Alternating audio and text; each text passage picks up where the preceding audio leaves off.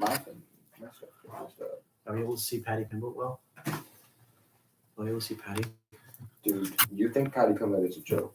I think he's a funny joke. Damn, we can't see Patty. What if I bring him closer? Focus on Patty. Why don't you focus on Patty? Okay, my phone died.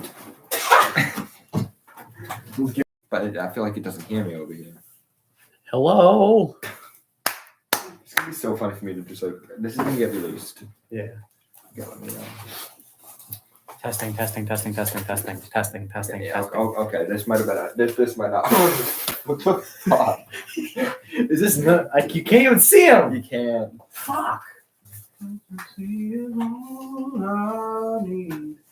don't have to say. I really hope they didn't get rid of my display. Only did not quite. No. Not quite enough. I think we just gently just need to turn the brightness down. Yeah. So we can turn the brightness on here. That's good. No. You chose too vibrant in your picture. Well, I think any picture of Patty Pimblett is too vibrant, to be honest with you. No, about that. No, 100%. Patty Pimblett. Personalization. Patty Pimblett's the man. I generally think that we just do like this. This. What if we just choose a darker picture of Patty Pimblett? There's no darker picture of Patty Pimblett. This works. This works way too well, though. You're right. Okay. My phone's almost back on. Way too so well. just give me a minute. Okay. Are you pulling? It's just I just do this. I just do this. I know man. you do. I know you do. Something I do. Fuck. I know.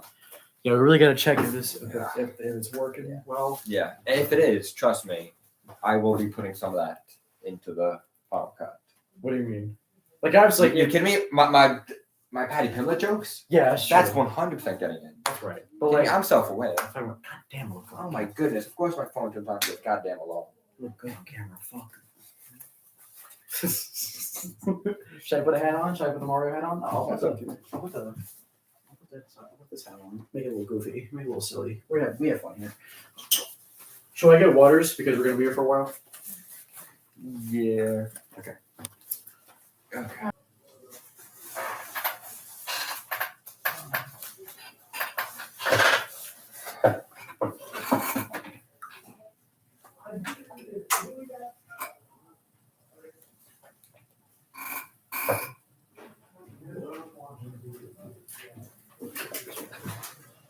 We have.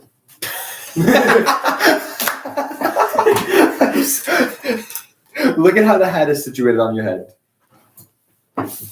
What about Now imagine that walking in, just like we up. Yeah. I haven't even opened my other one for a while ago. Okay. I never want to leave. Oh, by the way, this will be a test of our bladders. See if we can not go to the bathroom for an hour. Yeah. It'll be fun. Look clean, right? Looks nice. I generally think we'll see when you get in, but I generally think we just need to project our voice, Yeah. or maybe we just getting closer. But then I feel like we're really close, very personal to the camera. Oh, that was the wrong button. That just muted it. Okay. Help! Help! Help! Let's see. We're gonna get there. Don't you worry. I'm not itching. I never wanted. I'm just admiring myself, to be honest. It's nice on camera.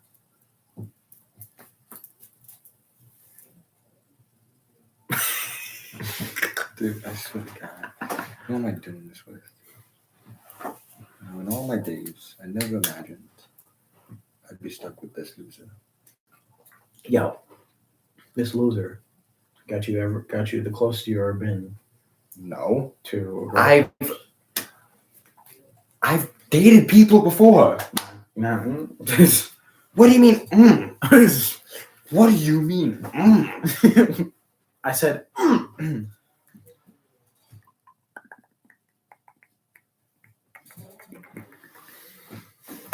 Cross my legs so I seem more sophisticated if I do that.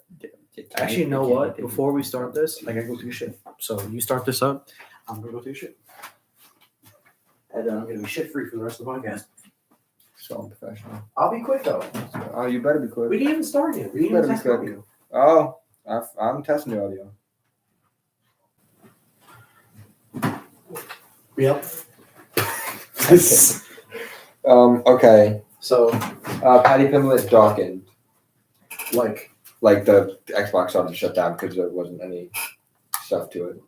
So is there a way to that? Or we're just gonna have to hit it every time it happens. we'll set it. It's fine. Okay. How's the audio looking? The audio. I think the audio's okay. Let's start the show. Let's start a clap. Okay, let's start a clap. Start with a clap. 3, 2, 1 on 1 we clap. Okay. 2, 1 on 1 we clap. No, Yeah. on 4 we clap. Anyway, you didn't clap. I said 3, 2, 1. Good point. 3, 2, 1. Yo. You said on 1. We're doing it again. 3, 2, 1. There we go. Yeah. Thank you. What are we saying? What do you mean? What are we saying? Welcome to. What am I calling you? My name? So. Okay. Okay. Welcome to the TC podcast. Are we not clapping again? Oh, fine. We'll clap again, I guess. Okay. 3, 2, 1. Welcome to the TC podcast. Why'd you say perfect? Ruining the whole thing. Do you want Patty Pimlet, save Do me. you want to do it again? Sure. Okay. 3, 2, 1. Welcome to the TC podcast. Who's saying it? Me. Well, you didn't say it last time. Okay. 3, 2, 1. Welcome to the TC podcast. We are your hosts, Sylvia, Eat That Punani Perazella, What the fuck? and Matt. yeah. So Matt, no, shut up. Matty Jackson, or known as When I Fight, Percy Matthews, your inaugural TC champion. you done stroking yourself? Can I introduce? You're forever TC champion. Okay. Well, Your best looking TC champion. Your fan favorite TC anyways, champion. so Your Patty Pillet's favorite fighter TC champion. speaking of Patty, fat Patty Oh. right here. Fat Patty. Fat Patty. We're gonna have this changed up every episode because it's funny. We're gonna make it look. I'm gonna make a graphic. I'm your TC champion. Let me introduce the podcast. So, What is taking you so long to introduce this podcast? because you keep on interrupting me. I don't know what you're talking about. So, welcome to the TC podcast. Of course, I'm your host, Sylvia, and your host, Matt. TC champion. Yes, if you like to say that himself. Stay on camera, but I'm on the. Okay, yeah. You want me to move a little bit? this podcast will, encompass a lot of things. It's the first ever. Christopher Columbus. Yeah. It'll encompass a lot of things, including the TC channel. We have TC channel. This is the TC part. This is the TC party after all. So it's awful. What do you mean? None. Anyways, TC, it's all about combat sports and WWE. And we're just a couple of guys that Pro wrestling in general. Okay, there'll be AEW talk. There'll be New Japan talk. WWE is not the only pro wrestling. I'm very sorry. They don't know nothing. My favorite wrestling moment is when John Cena threw Fred through a table. He didn't even throw him through a table. It was implied. He missed it. They showed the table fully standing up. Didn't he? Never mind. They got that. Maybe that's part of the Fred directors. You think?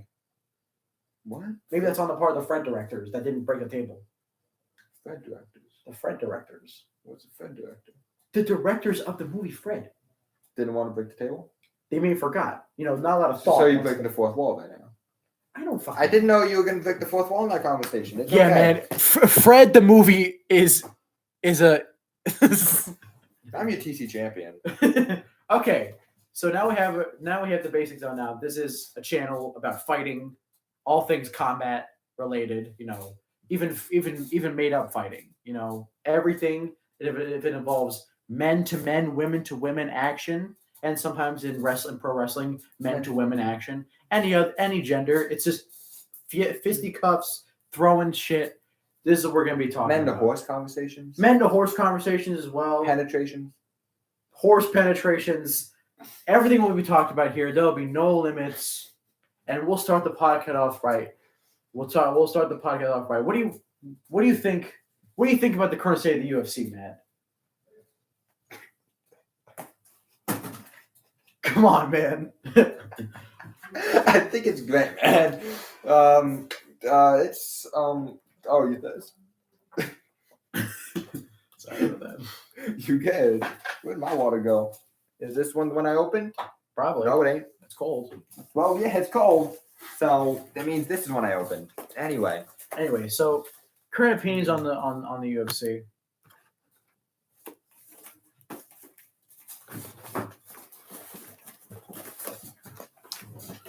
What the fuck? Can we put the TC belt over here, please? no, it's like that. You're gonna hold on the entire podcast? Damn right, man. You know what? Fine. Sure. This is a mess, basically. This is not a mess. I'm asking you about your not a opinion. mess. I'm asking you your opinions about on the current State of the UFC. I heard your question. Exactly. You have not answered my question. I'm the champion. I can take my time. Jeez, Louise, get a load of this guy. But I wish I had Joe Rogan. No, you don't. Yes, I do. I wish I had No, Joe Rogan likes feet. Anyway. I guess we got something in common.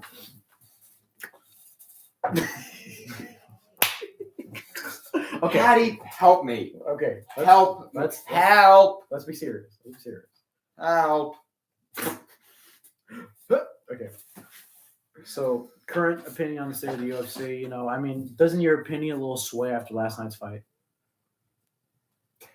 Why? Are you asking me if you think that is that there's bias and there's like? I'm just asking you, like, do you think the quality in the UFC? Can you answer your own question first so I get an idea of what you want from me? Personally, I think that the UFC needs a lot of changes with his judging, with just the way the promotion is run in general. Next fight, 289, which we'll be talking about here later in this episode, completely even though we're talking about it, a completely snooze fest card. You know, we have Oliveira, we have Nunes. Who else? You know, we don't have good fighters. You know, we don't have someone that pops out at you. We need cards that are stacked. And if he's given us some cards, you know, 290 is stacked, 291 is stacked. I think 292 is even stacked. But the way this run now, the fight nights are very lackluster. And I think we should give that spark to the UFC like it used to be. That's what I'm talking about. What do you think the current UFC state is? I don't know. I think it's okay. I think due to the fact that we want to ensure the health and safety of the fighters, I think if that there's a bit of a longer space in between fights, which then leads to more lackluster cards, I'm personally okay with it. But I don't know. Like, I guess, like, you can, like, I understand the idea of prospects. And, you know, it's always fun to see, like, an Ian Gary or a Brian Battle going to. Or Patty Pimblett. Patty Pimblett doesn't count because he basically just lost his last fight. He won. Everybody agrees that he lost. The judges suck. Okay, and that's what we're gonna. That maybe we'll go into that today because last night's card was absolutely atrocious. I'm so sorry, all of you. What's his? I don't even know the guy's name. Alberta. What a guy. Alberta. I'll find it. Is that his name? Albazi. Like Albazi, he was all right. He was like, you know, he's not a shit fighter. But Kai Kara-France absolutely slapped the shit out of him every single round. And I do that to you every time we fight, but yeah, you're still here. We're talking about the UFC. We'll get the TC later. I mean, I think it was quite clearly Kai Kara-France's fight, and that should definitely have. I think it was 2-1 Kai Kara-France. I think Albanza won round 2. Honestly, I agree with you. I think it was a 5-round fight, correct? Yeah. Oh, it was a 5-round fight. Oh, what fight, Martin? Oh, you haven't 100%. Oh, I am 100% right. He won 3 rounds. Kai Kara-France. He 100% won 3 rounds. He won 3 rounds, and I'm positive Cabaza won round 2. Maybe because of the submission. Because of the submission he got him in. Yeah. Yeah, but that's the only round he won. But yet the UFC judges are so entranced with the idea of grappling and wrestling that a guy can get him on the ground and lay the winner of that round. I think that's absolutely different. That's absolutely ridiculous. I think one of the UFC commentators said themselves, like, you know, you wobble a guy, that means a lot. Like, even a little bit. The power punches mean more than just absolutely just laying on top of a guy. So, and I'm a jiu-jitsu guy. I love jiu-jitsu. I love wrestling and all that stuff. But when you have a guy that's And you love absolutely feet. that's absolutely destroying the guy in the feet, punches and bunches, bunch of kicks, you have to give that to him. But yet these UFC judges don't.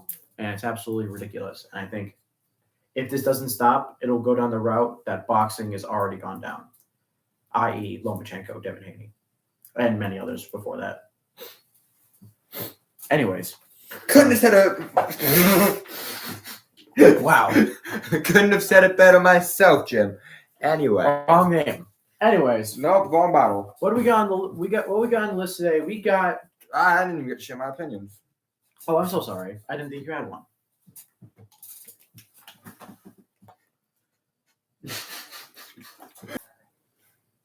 Anyway, give your opinion. Oh, my opinion.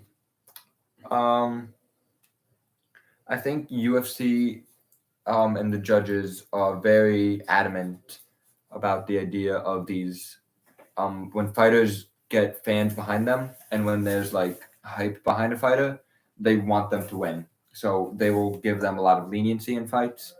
Like, I think if Kai Kara France had the backing that, what was it, Albazi? See, you don't even know his name. How can you? Because you're confusing me. That's on you. That's your fault because you didn't come prepared. I can't. Albazi. I can't exactly, but Albazi. I don't even know his name. How could you consider him a present guy? Because he was. How? Like coming into the fight, like the fans were behind him. He had like I think he's still undefeated technically, even though he should have lost that fight. But What's his record? What's his record? Okay, now you're asking for a bunch of information. Oh, he's 17-1. He's 17-1 fighter. Like he has his credentials. No one's saying that Albazi's a bad fighter. Oh, 100%. By all means, I'm just like how I'm saying that Paddy Pimblett is not a bad fighter. He's the best fighter. He could use some work. He is the ultimate fighter. He could use some work. He is my champion. Sorry, I'm just trying to eat the cursor. You can curse all you want. No, I'm trying to say eat the cursor. Never mind. Oh. So. Oh, they don't even get to see that. Wow. Yeah, Good job including the audience. My bad. I'm so sorry. Anyway, but what I'm saying is that I don't think these guys are bad fighters. I don't think that, but good fighters lose. There's not, many good fighters have lost before. They've lost fairly. These fighters, Paddy Pimblett and I can't remember his name, Albazi? Is it that difficult? It's a little because he's so unrecognizable. So these fighters, they're very well known, they're very respected, but it doesn't give them leniency towards the judges. It's absolutely ridiculous. Exactly. Is that all you have to say? Paddy Pimblett #1. Okay. So anyway, what's next? Next section. I'm the serious one here, by the way. Oh yeah. Anyways, our next section that I have written down right here is a GOAT debate. Now, if you don't know, if you're a little stupid and you don't know what a GOAT means, it means goofiest of all time. That's right. We're ranking the champion is this big. Anyway, we're ranking the greatest of all time UFC fighters. I'm going to give Matt a name of a UFC fighter, and he's going to tell me how high he has him on his GOAT scale. You ready for this? Yeah, because I'm definitely well versed in the UFC history. Do you want to do the roles reversed? No, because I don't know enough fighters to name. Okay. So you're just going to give it to me, and if I know him, I'm going to talk about him, and if I don't, I'm just going to give him a rank. And we have very different knowledge of other areas. He's a very big pro wrestling man. Oh my god, I am buff as fuck. Bro, you want to talk about buff, though? You want to talk about buff? This is my arm like this. It's crazy. He's very TC champion. He's very well versed in the realm of pro wrestling, WWE, AEW, Japan. Oh, you got the country, right? I know. MMA was big in Japan as well. So Shinsuke Nakamura used to be an MMA fighter. Yeah, he's a former New Japan champion, WWE champion. Yep. So, what I'm saying, as you know, I say, we're very versed in different areas. I'm very well versed in MMA community, all things martial arts. Actually, I'm very well versed, except for kickboxing. I would like to get into more kickboxing soon. But wrestling, jujitsu, boxing, I'm sort of well versed in it. Honestly, he got me more well versed in the boxing because he was big on the Gervonta Davis and the Ryan Garcia fight. And I was kind of tuning out of boxing because I thought it was just ridiculous, which it still is ridiculous. Don't get me wrong.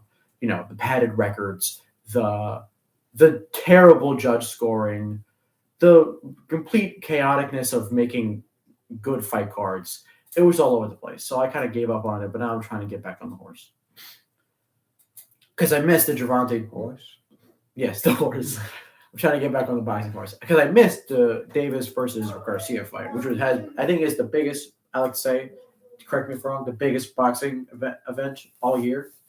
Yeah, only rivaled by Lomachenko versus Haney, but I still think Davis Garcia is probably gonna. You say David Garcia? I said Davis. Oh, it is a David. My bad. David, our number one boxing fighter, David. Last name David. Anyways, David. Let's get back to the GOAT. David. Let's get back to some. Oh, and I'm well versed in pro wrestling and beating their ass. Yeah. Moving on. Okay, Good talk. we can be mean. Anyways, so I'm gonna name some fighters, and you're gonna say what you think about them. Okay. I'm going off strong. Okay. George St. Pierre. George St. Pierre, GSP. Give him a 7. Arguably one of the greatest of all time. Give him a 7. 7 out of 10. You know what? If that's how the scale works. Yeah, you drink that water. The scale, the higher, of course, the higher the rating, the closer you think the GOATs are. Okay. Lower the ranking, how least you think the GOATs are. Mm-hmm. So, GSP 7, I maybe understand that. A lot of people think that he's the greatest of all time, and I wouldn't disagree with those people whatsoever. I think that he has incredible wins on his belt. Every fight that he lost, he managed to get back. So yeah, he's an incredible fighter. What makes him not a 10 out of 10? His period in the name St. Pierre. The what? What? Okay. Stipe Miocic. We'll get to him in a minute. We'll get to him in a minute. I have something to point out. Let's go. I know, but we're talking about George St. Pierre right now. We're not talking about Stipe. I'll get to Stipe. George St. Pierre. 7. Okay, that's fine. That's the beauty of this podcast. We like to inform ourselves of different things that we don't know about. Okay, so I'm gonna give you a very more prevalent fight that I think you know way more. Conor McGregor, which we'll be talking about in this podcast, hopefully, in extents, because he's had a lot of stuff going on recently. But we're just talking specifically off the greatest of all time. I'll give him an 8. Over George St. Pierre? Are you fucking nuts? Because if you walk up to someone on the street and you say, name a UFC fighter, who's going to say George St. Pierre? Well, if we're being the greatest of all time off notoriety, then yes, Conor McGregor is the GOAT. I think that's a factor in it. I think that he's first ever double champion. He's a showman. He's a showman, but he's the first ever double champion. He made history. I'm not denying Conor McGregor making history, okay? If it wasn't for Conor McGregor, the sport would be in a very different spot than it is today. And that's why I think that he is ranked higher than George St. Pierre in that regard. But just based off skill? Based off skill? Well, I think that's a completely different topic. If you take all the factors, I think that Conor McGregor's notoriety is just a footnote in what George St. Pierre made of his career.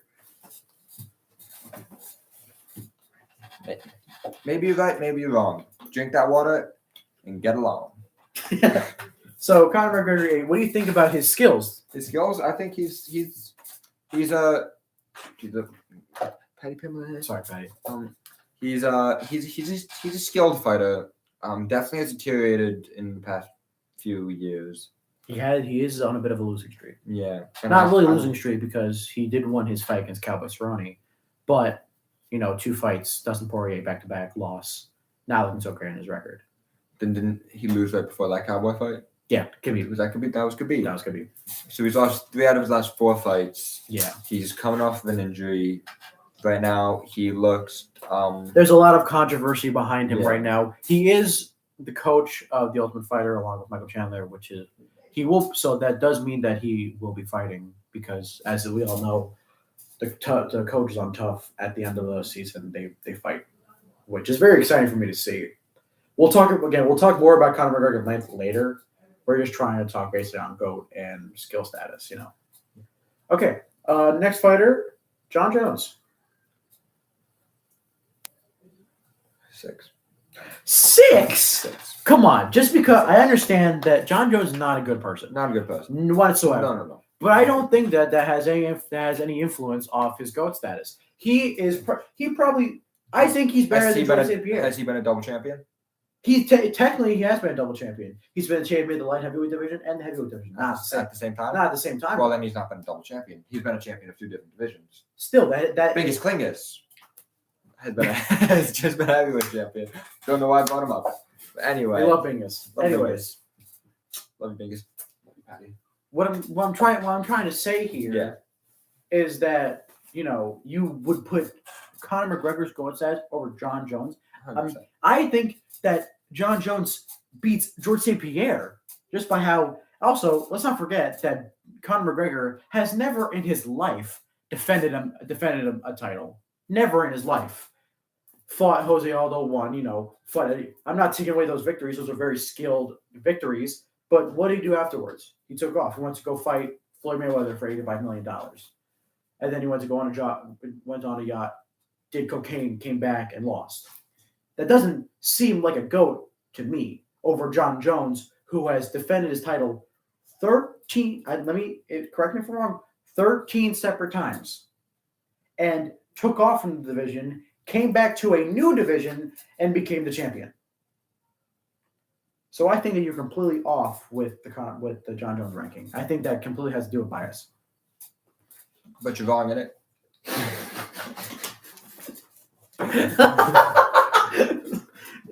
You're wrong in it. You're wrong in it. For McGregor, mate. He's been a double champion. He practically beat Floyd Mayweather in a boxing match. He made history multiple times. He made history upon history. What has John Jones done for the history books? He's done jack shit. I feel like if you ask a normal person on the street who, besides Conor McGregor, their next answer is going to be John Jones. I think it's Brock Lesnar, mate. No, it's not. Brock Lesnar is known for wrestling, not UFC fighting. But everyone knows he's been to the UFC too. No, that's not true. If you hear Brock when you hear Brock Lesnar's name, you think of wrestling. You don't think of MMA. Only because of his current run in the WWE. That is true, but he has had a more extensive history in the WWE than he has in When MMA. was it? Was it 2012? Was it 2012? Was that? If you ask someone in 2012. Can you get out of this fucking accent? No, this is how I'm not talking about 2012. I'm talking about now. Yes, exactly. But he's a UFC champion. He was a UFC champion, and then he lost. John Jones was a UFC champion and is a UFC champion because he's still active. Exactly. Brock Lesnar's not.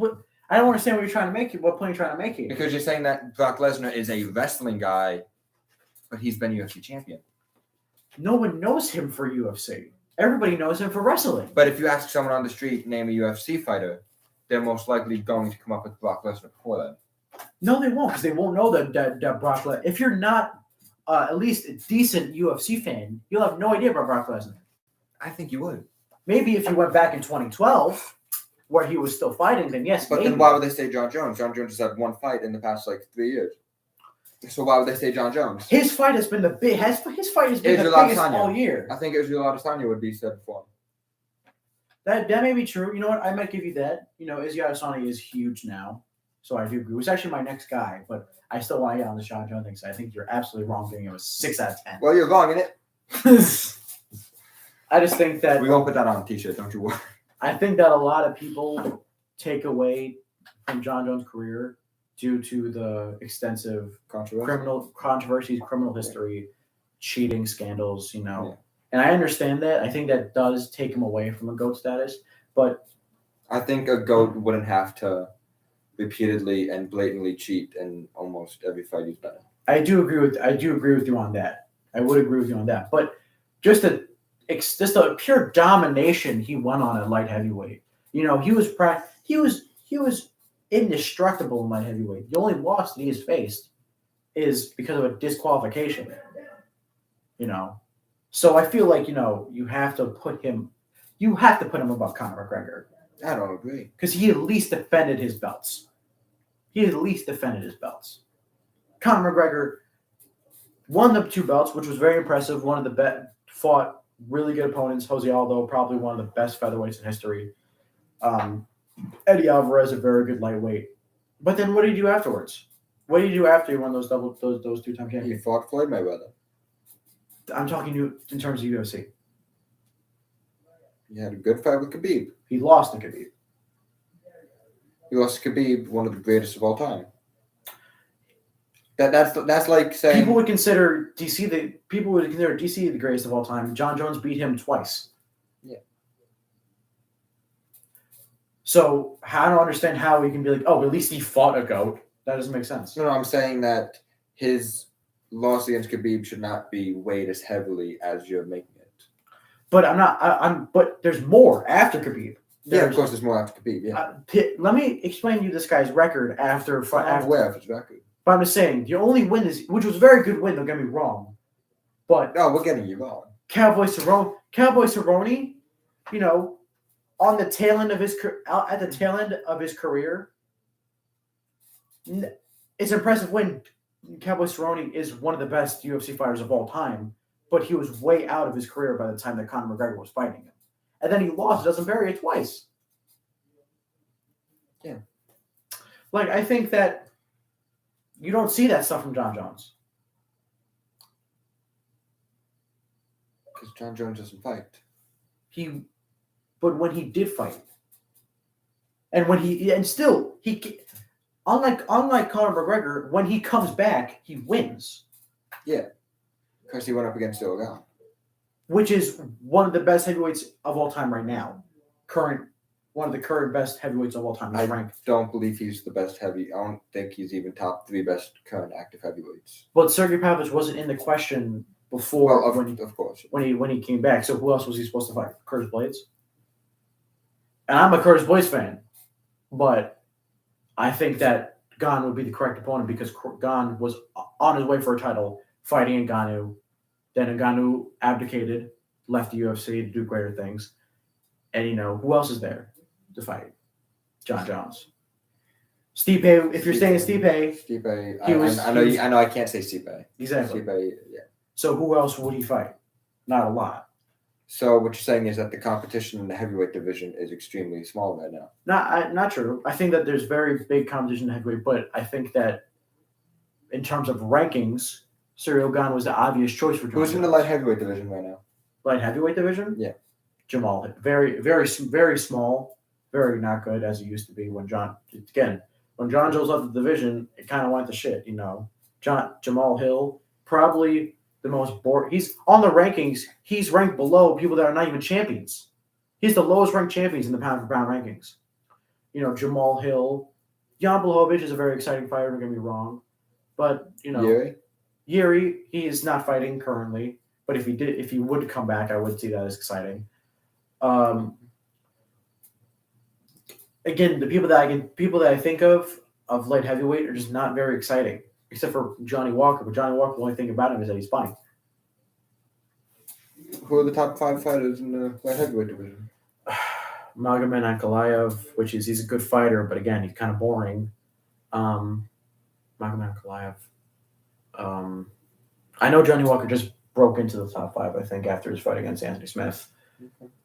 Alexander Rakic, he's a kind of good fighter, but not at all in the greatest of all time light heavyweight. And yeah, I think I'm barely scratching the top 5. So what I'm hearing is that the light heavyweight division has a lot of good fighters that might not be entertaining, but there's a lot of good fighters. And John Jones went to heavyweight. That seems to have a lot less. That's not true. I think that the heavyweight division is way more stacked than the light heavyweight division. I don't agree. I think that's absolutely strange. You I think that I got think that Blades. You got Gon. You got Blades. You got Gon. You got Sergey. so we got You Gon, we Jones. got Gon, we got Sergey, we got Tom Aspinall, we got Blades, we got Tom Aspinall's whatever. he's top 5. But I don't think he's that good anymore. He's been not anymore. He's still up and coming. I just don't think he's that good. I don't. He's top 5. What did he do in his last fight? I can't tell you his last fight. I can't tell you who we fought last. Exactly. I think we've been on John Jones for a little bit, so I'm going to say this right now. Different opinions. I think that John Jones is really overlooked. I think that he should be respected way more. But watch your wording. Sorry, respected way more. I'm gonna clip that. Respected way more in terms of ability. Of ability. I think that people that don't say that, I think people that are letting personal bias come in, which I understand. He's a bad guy, not a good guy. I am no way defending John Jones' actions. He's a bad man. You're defending John Jones. And I think he should have been locked You're up. defending his actions 100%. Well, if you want to smear me, go ahead. Okay, next guy. No, they aren't. I'm messing with them.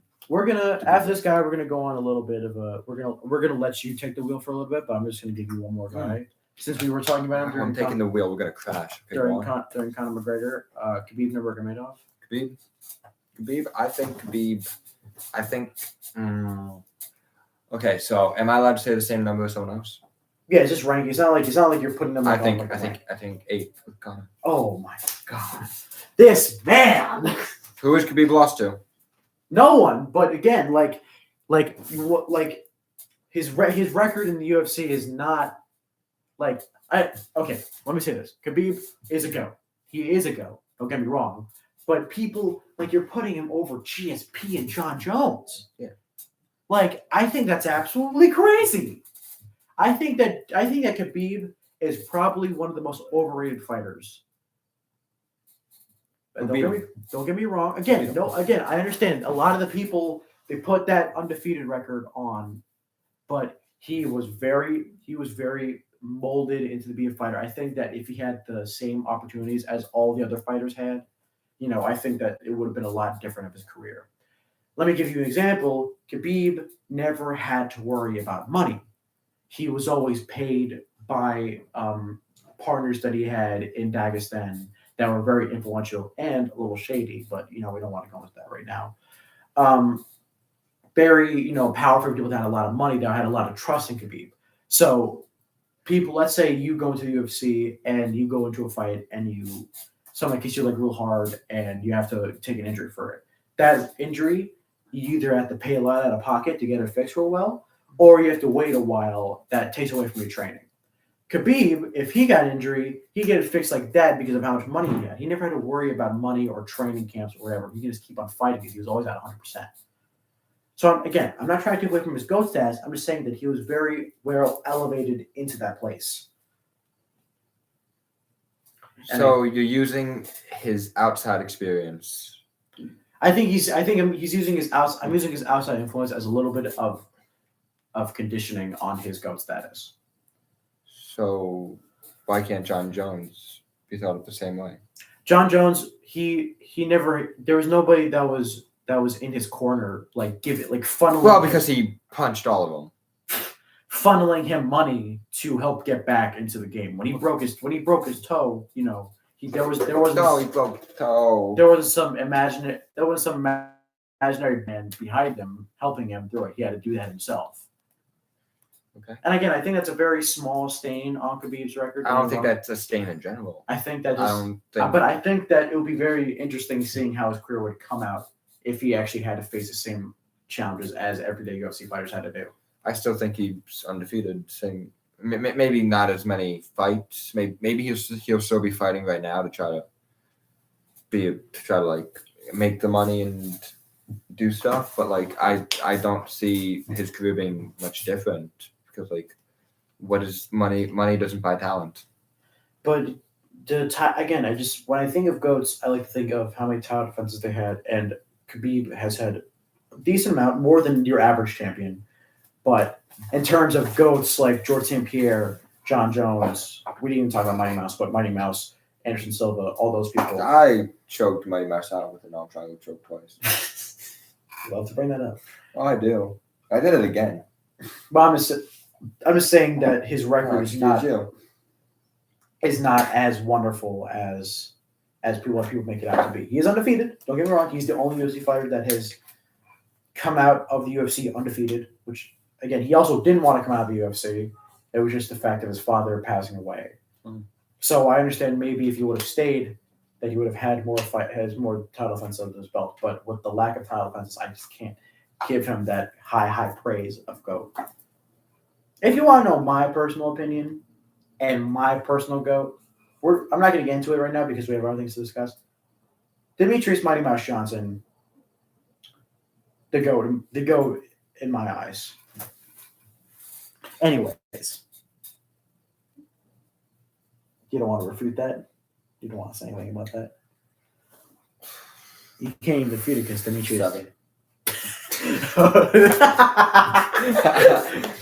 I choked him out with an arm triangle choke twice. Anyways. I did it with Kai Kira France. We love you, Kai. CM Punk. I have him on the list. You know. I have him on the list. You have him on the list. 1. And I just... Huh? 1. 1 what? 0. 1 0. 10. 10? He's a GOAT. He's a GOAT. He's a GOAT. Just like how Chael Sonnen's a GOAT. He's a GOAT. Okay, so you want to talk about CM Punk?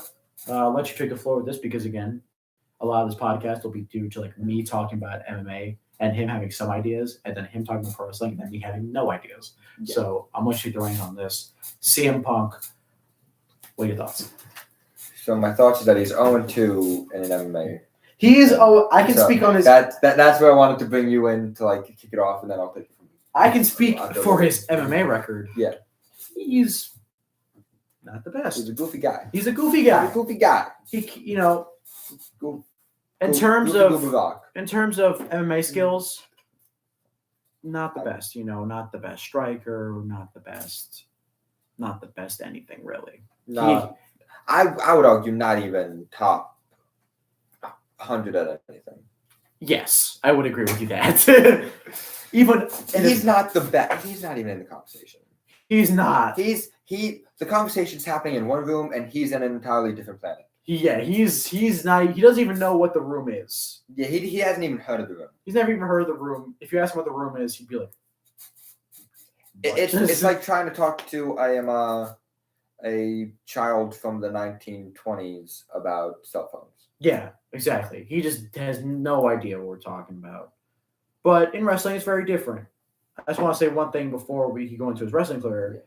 His post-fight interview for his MMA, somebody asked him how he thought the fight went, and he said verbatim, "I didn't like it about how much I got hit." He didn't like an MMA fight because of how much he got hit, and he wasn't expecting on getting hit that much. Wrestling. What a transition! So in the pro wrestling world, AEW President Tony Khan just announced on AEW Dynamite this Wednesday that CM Punk will be returning to AEW TV after Brawlout on June 17th, the first episode of AEW Collision. And this current week on Dynamite, they'll be announcing the main event of that show, which I don't suspect CM Punk will be a part of. I think it might be. I'm gonna make a bet: Samoa Joe versus Zack Sabre Jr. You have no idea who they are, but that's who I think is gonna be. I think that might be a solid main event. Zack Sabre, whatever. Zack Sabre Jr. Zack Sabre Jr. sounds like a cool as fuck name. Yeah, he looks. He's an incredible fighter. He's one of the best technical wrestlers on the planet, if not the best technical wrestler on the planet. Do you want to just pull up a picture of him? Yeah, sure. You can continue. I'll keep talking about him, then we can pull up a picture of him. Zack Sabre Jr. Wait, who do you want me to pull up a picture of? Zack Sabre Jr. Okay. And then after that, you can go see a Punk, I guess. Actually, no, right. We should have. Yeah. We can change it as we go. Sorry, Patty. Love you. Love you. So he's coming back. which the crowd at this past week AEW's Dynamite, the reaction was extremely. It seemed to be, I wouldn't say overwhelmingly negative, but I think maybe 65, 35%, 65, This is 35. not. Is this what we're This talking? is not. Is This is Zach Spur Jr. Is this what we're talking about? Have you ever heard of Star Wars? Do you know lightsabers? Zach Saber. Okay, wait. Different Yeah, word. Zach His last name is Saber. Oh, okay. I was confused. Patty. Patty. They can't even see Patty. Okay. Oh, so he's coming back. So the thing is with CM Punk, I think he should be coming back as a bad guy. If he should come back as a heel, and if he's gonna come back, Sorry, has he always been a heel? No. Since he was in AEW, he's been a face the entire time. Well, kind of. He was a heel for about 2 weeks against MJF before MJF kicked him in the nuts, and then everything went back to normal. Who? That's Zack Sabre Jr. There you go. Where? No, that's his name. I know, but like, where's the Click picture? on, click on images. Where's it? I feel like There he is. Oh, there he is. There he is. Look at him. Look at him in his little shorts. I'm gonna do a big face pic of him. Yeah, look at him. Who's that guy? Wait, this is not Zack Sabre Jr.? No. Who's that guy? Oh, some guy from Britain. We love Britain, mate. Zack Sabre Jr. Yeah. Zack Sabre Jr. My opinions about him. Facial features. Looks like a douchebag. He's a bit of a smug guy. Zack Sabre Jr. He's current New Japan World TV Champion, and he's been fighting on Ring of Honor lately. While you have Samoa Joe, the Ring of Honor TV Champion, and Samoa Joe has been heavily featured on Ring of Honor, on a AW Collision promotion, and Zack Sabre Jr. and Samoa Joe's had a few. I think they've actually been a team together for a little bit. And look at CM Punk. What a guy. Oh boy. Yeah. So I think it could happen at Forbidden Door. You might want to move his face a bit more. Like to the other way. Yeah, there we go. Yeah. So they might save it for Forbidden Door, but I think they might have other fights available for that. But CM Punk specifically,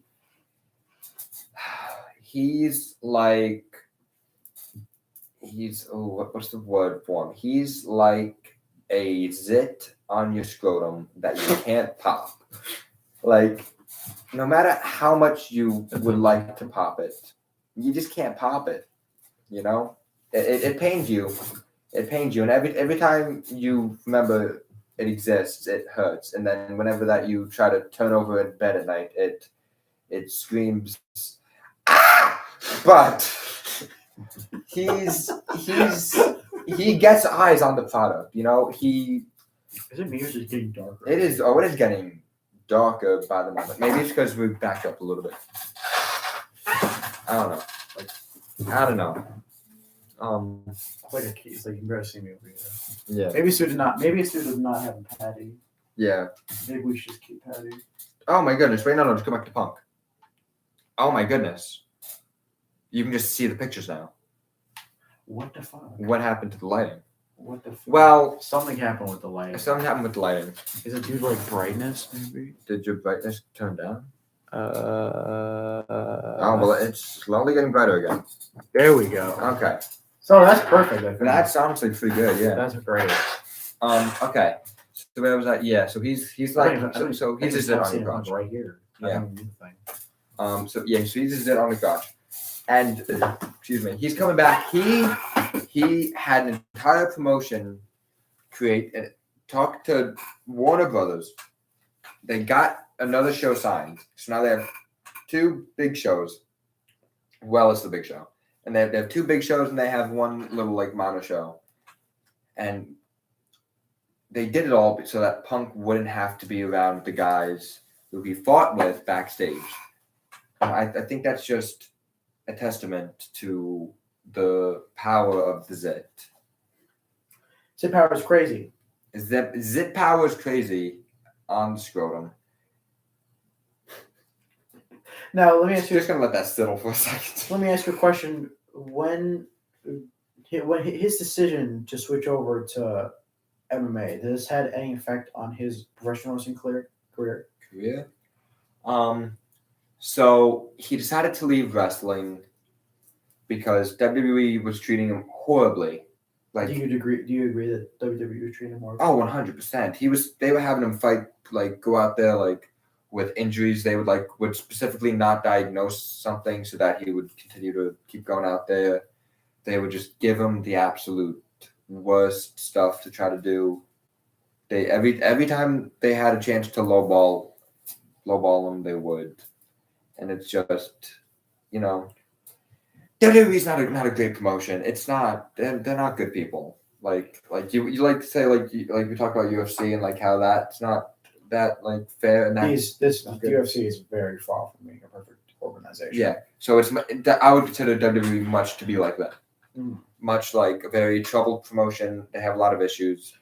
It's very interesting seeing the biggest promotions of the sport being the worst. What's the word? Like example. So like worst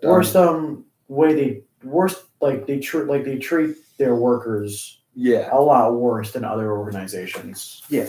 Like UFC, like MMA with Bellator 1 and PFL, the wrestling with WWE, and then you have New Japan, AEW, AAA.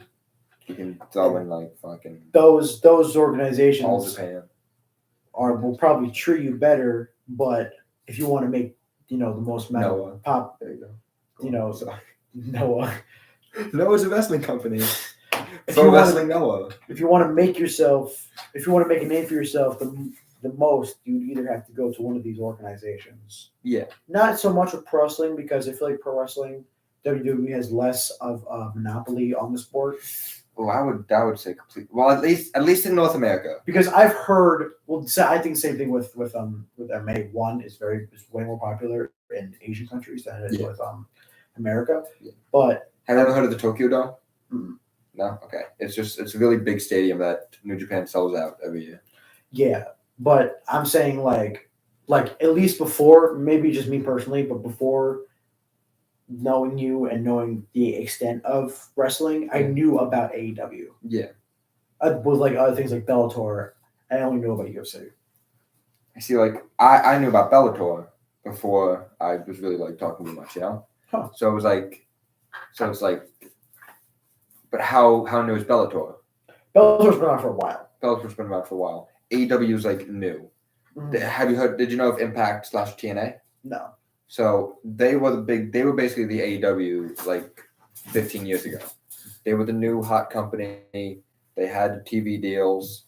They had people going there. They had wrestlers wanted to go there. Kurt Angle went over there, did great. Samoa Joe wrestled there. Samoa Joe. AJ Styles, AJ Styles. AJ Styles was in Impact TNA. I know AJ Styles. AJ Styles also former New Japan champion. So. Yeah, I know. No, I'm thinking about this, which we probably should hop off CM Punk in a little bit because I want to get the steroids. I want to get the steroids. Why get the steroids? I want to get the steroids real bad. Who are you, Conor McGregor?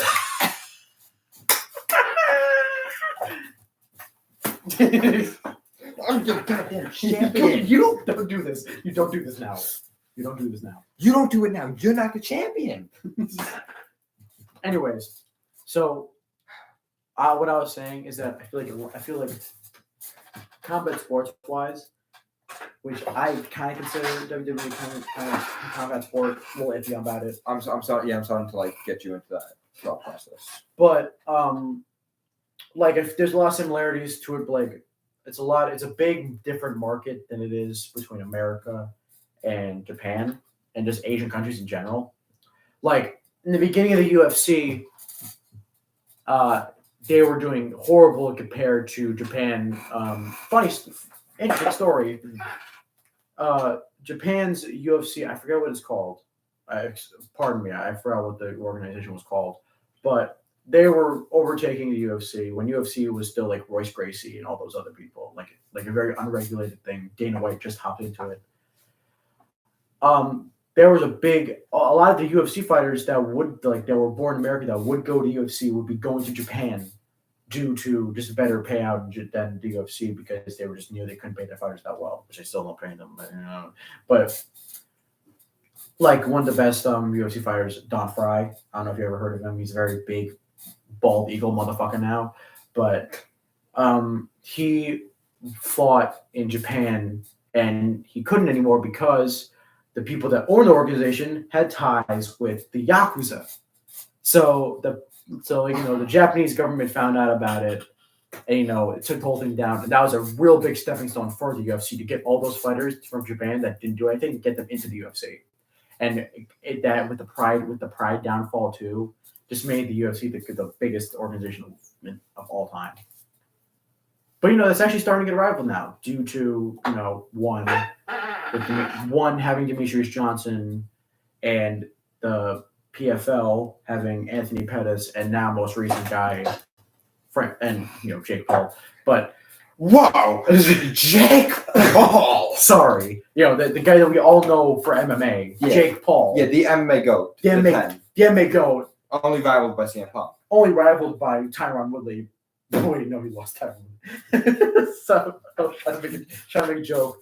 Oh, sorry. Only rivaled by what's his name? You're landing. Tyler Fury. Tommy Fury.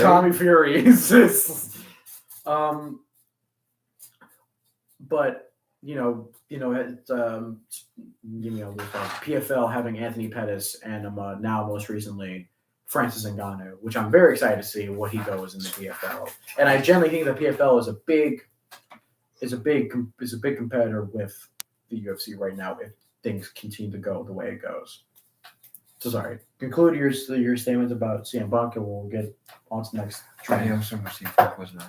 I'm very sorry. Quick little thing, because you kind of went into how that UFC became the big monopoly in fighting, so I just want to go into how WWE was for a quick second. WWE kind of became the big thing with Vince McMahon Sr. in about the 80s. Then they started WrestleMania, obviously, biggest thing. Had Hulk Hogan, Hulk Hogan really transcended the sport and really turned it into more like a Hollywood kind of act, because you had him on what's his name come in. What's his name? He had Ric Flair? No. Sorry. It's the opposite of he's a famous guy. He was in Dwayne The Rock Johnson? He was in a boxing movie. Was Hulk Hogan? Who did Rocky fight? Who did Hockey fight? Hockey fight. Who did Rocky fight? Apollo Creed? No. He had the like a small mohawk kind of thing. Oh, dude, I know who you're talking about too. And I just doesn't it have like a T in it? I do not know. I'm so sorry. Mr. T. Mr. T? Yeah. That maybe. Look him up. Look him up while I talk about it. Dude, why is the camera going so bad? Was it Mr. T? I think it was Mr. T. It's fine. They come here for the voices, not the video. Okay, there you go. That's better. Now we kind of split ourselves. I'm going to talk about Mr. T while I look him up. Okay, so you have to look at the camera when you talk. I'll look him up. Okay, so he came in, and he was like this big guy, right? He was this big superstar in Hollywood. So from there, he was in the first. I believe he was in the first ever WrestleMania main event, tag teaming with Hulk Hogan. So and they used that. Oh, that's Mr. T right there. That's Mr. T. With this guy was a wrestling dude? No, he's a Hollywood guy. He's a Hollywood guy, and the WWE brought him in for the main event of WrestleMania, and that got a lot of eyes on it. Because of course, if you bring in the most popular guy at that time, you're gonna get a lot of eyes on it. And then there was the other companies, NWA and stuff, and then that turns into WCW. WCW becomes their biggest rival during the Monday Night Wars. Honestly, we can have this as a background during steroids. No problem. Oh, by the way, I'd like to interrupt you real quick because I have a question. Yeah. Who do you think is the Conor McGregor of pro wrestling? of pro wrestling, it might be CM Punk.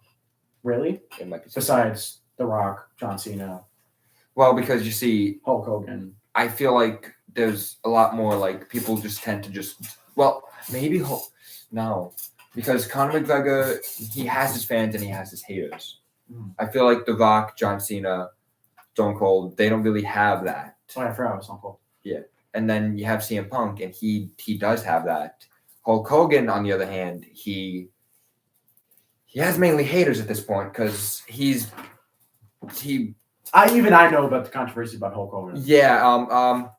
Long story short, sex tape racism. Great. Okay. Boom. Hey, Mr. T, how you doing? Mr. T. So yeah.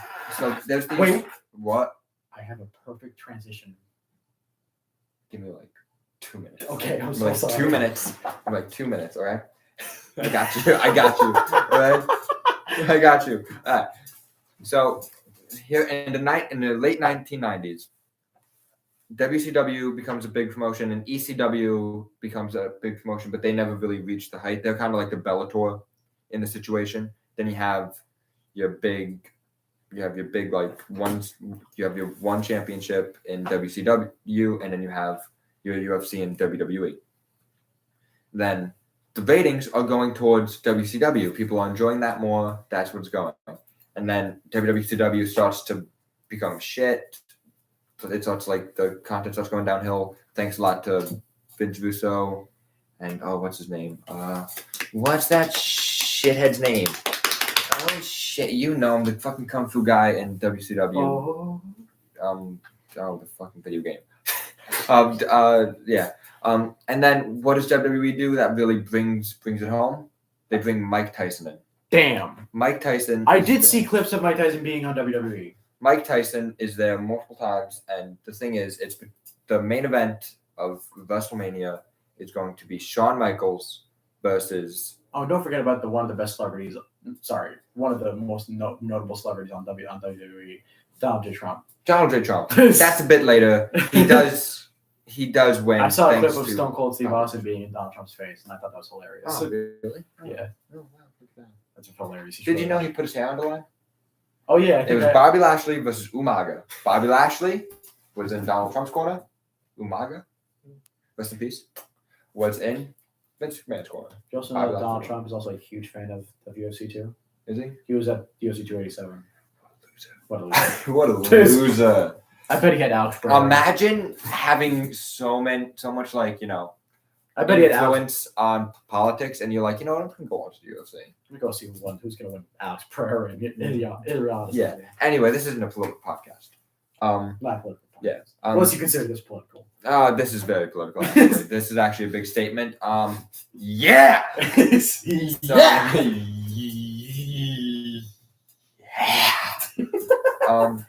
So Mike Tyson comes in. He's the special ring enforcer of the match between Shawn Michaels and he's the special ring enforcer of Shawn Michaels versus Stone Cold. Shawn Michaels, do you know D-Generation X, DX? Is he a rapper? Sorry, it's a group. That's DMX. Sorry. It's a group. It's the biggest group in wrestling, besides the NWO over in WCW. But in WWE, DX is the big thing. And coming up to the fight, Mike Tyson, I believe, shows a. I believe it goes. He has a DX shirt on. He's a DX guy. He's with Shawn Michaels, and then come the night of the fight, the referee goes down. He gets like super kicked or something. So Mike Tyson has to fill in and be the referee. And what does he do? He counts. He gives Stone Cold the win, and he's no longer DX. And that's like the big thing. That's the end of WrestleMania. And that gets people watching. And then that basically leads to the death of WCW. And death of ECW, WCW guys go there, ECW guys go to WWE, and that becomes the big thing. Now, I know you have a transition here, so I don't know if this is going to help, but I'm just going to bring it back to the beginning, 1980s, when maybe like 1990, maybe like 1980 '85 maybe, when there was a big steroid scandal going on in the WWE. Now, talking about steroids and talking about Mr. T, you know it says Mr. T more than Mr. Testosterone. Testosterone, steroids, ladies and gentlemen. Testosterone, steroids. What the fuck? What are you doing? No, you can't start a podcast here. This is impossible. You can't do this. I guess I'll have the belt then. You can't do this. This is impossible. This is Where'd you impossible. put my hat? Where'd you put my glasses? Jesus Christ, Mr. T, did you see that? Holy, They got abusive first. holy fuck. I am your TC champion. Okay, so now that the podcast is back on the rails, I'm terribly sorry about that. they like beef. I love beef. Anyways, so on the list for today, we're talking about steroids. Now, before we talk about steroids in sports, I'd like to know your personal opinion on steroids. Would you ever do steroids? No. Tell me why. Tell me why. Why would I never do steroids? Yeah. That is because I just don't. It just feels. It doesn't feel real to me. You know, it's like, well, I have had steroids before. I would, when I had walking pneumonia, it was to help me with help my lungs recover. So medical reasoning, of course, but I don't see a reason, because this is just fake to me. This. If I'm walking down the street and someone's like, "Oh my goodness, you're so strong. You must have put a lot of work in," and I'm like, "Actually, I just put a needle In my arm. that just doesn't." I can understand that. Personally, me too. I would never do steroids. You know, I'm already jacked enough. You know, but you know, people that would very well much take steroids, combat athletes. There's a big Conor McGregor, mate. Conor McGregor, Possibly. allegedly. I'll not confirm nor deny these allegations. I will never. Yeah. I want to say this in case Conor McGregor is watching this. Conor, you're not on You're a steroids bitch. unless you are proven to be Fight on me. steroids. Come for this belt. I'll beat you. Anyways, Stop running. Fight Patty Pimlet. he's not even in the division anymore. Fine. So I want to know this. Fight me. This controversy happened a while ago. John Jones got popped by USADA for steroids, but the reason why he got the reason why he got popped, we don't want a funny thing, because he was taking sex pills that had a hint of that type of chemical. What a loser. in it. What a loser.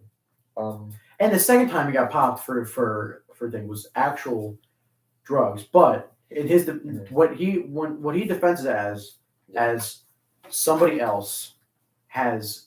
There's a lot of products that combat athletes take, and just athletes in general, that can be tainted and could give that effect on a USADA test of that use of steroids. It happened to another UFC fighter, and he actually got his strike for it revoked. So people are wondering, what about John Jones? Because John Jones claimed that the supplement that he was taking was tainted. Now, we don't know if John Jones was just saying this.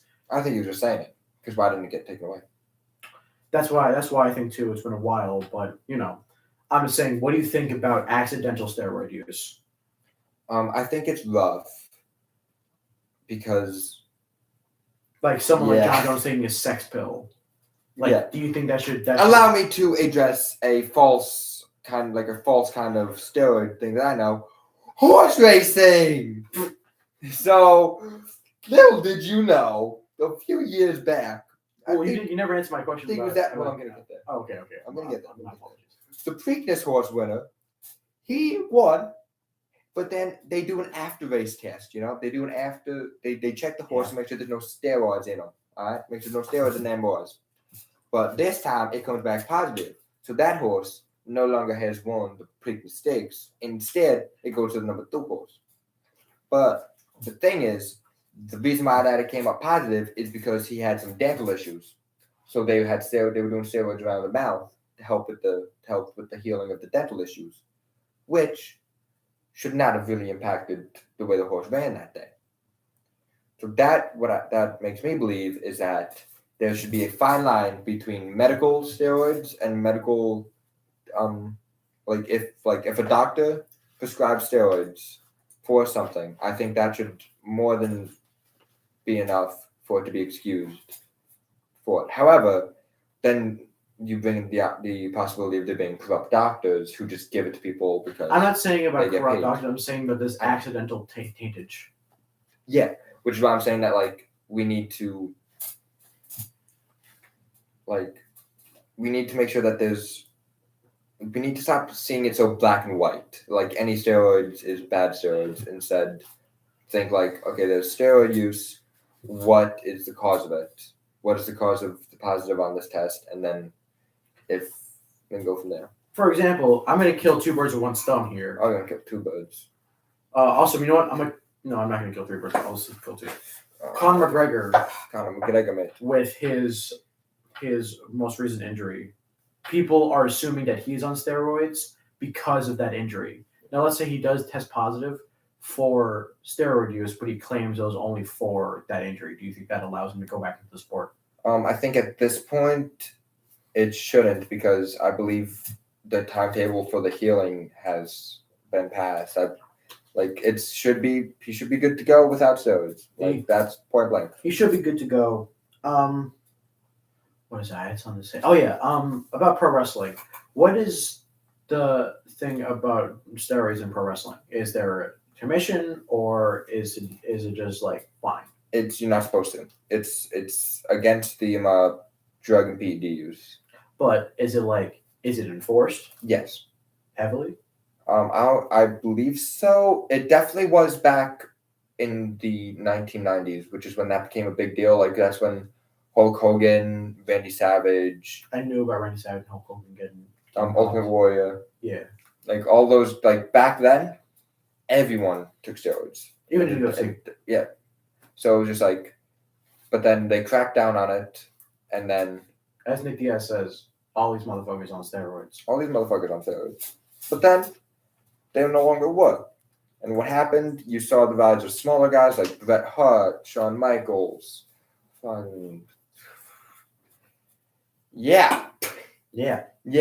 Triple H is a bit of a small guy. Yeah. It's just you just get the rise of smaller wrestlers like British Bulldog, all the Hart Foundation in general. Mm-hmm.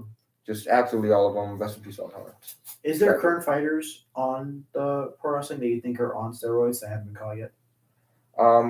If anyone, most likely Brian Cage, but I don't think he is. He's an extremely large man. If you look him up, I would say this: a lot of people that think that Brock Lesnar. I don't think Brock Lesnar on steroids because he's always been huge. Yeah, I think he's definitely taken them before, 100%. But I think that he's always also been naturally huge.